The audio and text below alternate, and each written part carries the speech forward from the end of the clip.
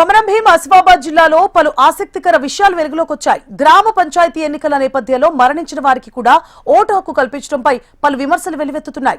గ్రామంలో జక్కుల లస్సక్క, అగ్గు గౌరక్క, బొల్లం మధునమ్మ అనే వ్యక్తులు మరణించి ఏడాది పూర్తయినా వారి పేర్లు ఓటర్ జాబితాలో నమోదై ఉన్నట్లు గ్రామస్తులు తెలిపారు. ఇక జాబితాను పలుమార్లు సవరించినప్పటికీ మరణించిన వారి పేర్లు తొలగడలేదని ఎన్నికల అధికారుల తీరుపై స్థానికులు ఆగ్రహం వ్యక్తం చేస్తున్నారు.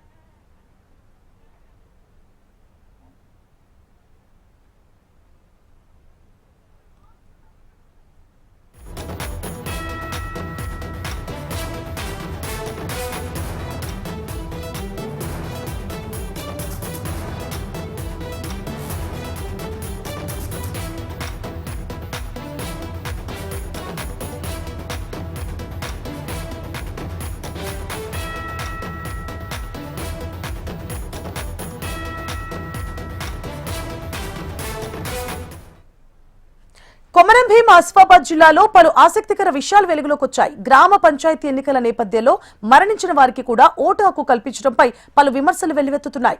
గ్రామంలో జక్కుల లస్సక్క, అగ్గు గౌరక్క, బొల్లం మధునమ్మ అనే వ్యక్తులు మరణించి ఏడాది పూర్తయినా వారి పేర్లు ఓటర్ జాబితాలో నమోదై ఉన్నట్లు గ్రామస్తులు తెలిపారు.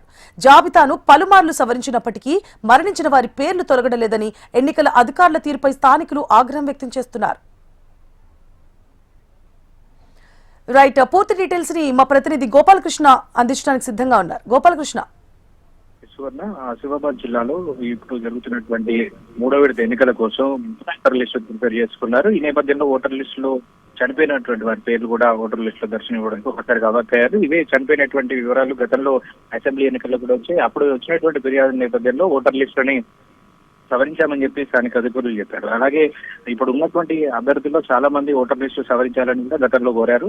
కానీ ఓటర్ లిస్టు సవరించిన పేర్లలో మళ్ళీ చనిపోయినటువంటి వారు లేదు. గత ఏడాది క్రితం చనిపోయినటువంటి వారి పేర్లు, ఇప్పుడు ఇటీవల చనిపోయినటువంటి పేర్లు కూడా రావడంతో ఒక్కసారిగా అవాక్కైన పరిస్థితి. ఓటర్ లిస్టును సవరించి ఎన్నికలకు వెళ్లాలనేటువంటి ఒక డిమాండ్ కూడా వస్తోంది. అయితే 3వ ఫేజ్లో ఎన్నికలకు సిద్ధమైపోయింది. రేపు ఎన్నిక జరగబోతున్నటువంటి నేపథ్యం ఒకసారిగా ఈ చనిపోయినటువంటి పేర్లు రావడంతో దొంగ ఓట్లు ఏవి పడకుండా జాగ్రత్త తీసుకోవాలని చెప్పి అభ్యర్థులు అయితే సిద్ధమవుతున్నారు. Right, thank you for the updates Gopalakrishna.